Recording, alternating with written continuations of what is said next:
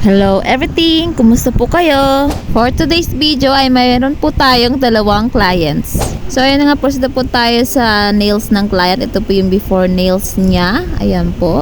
Pangalawang beses ko na po pala siyang nagawan. So una niyang nails is tinanggal niya dahil bawal po sa kanilang school. Ayan po. Sa part po na yan ay binabab ko na po yung nails ni client. So ayan po, katabi ko po yung batang maliit.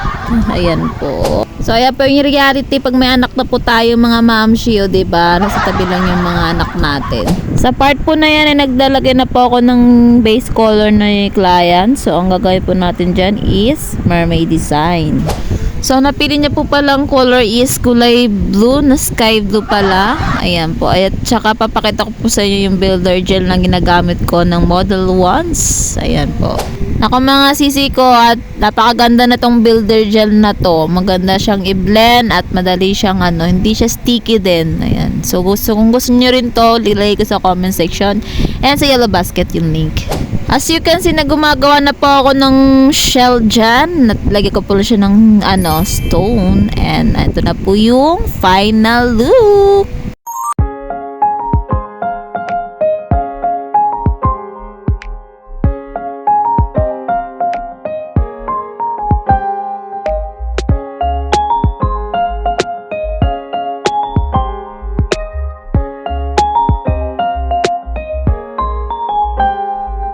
O, diba ang ganda? Syempre, gawa ko yan eh. So, proceed po tayo sa ating second client. So, si client po ay nag-nail beaten. Sa mga may ganitong cases, wag po kayong mahiya at matakot magpa-gel at sagot po yan ng soft gel extension. So, sa part na po yan, nalagay ko po siya ng soft gel extension. So, ito po yung final look.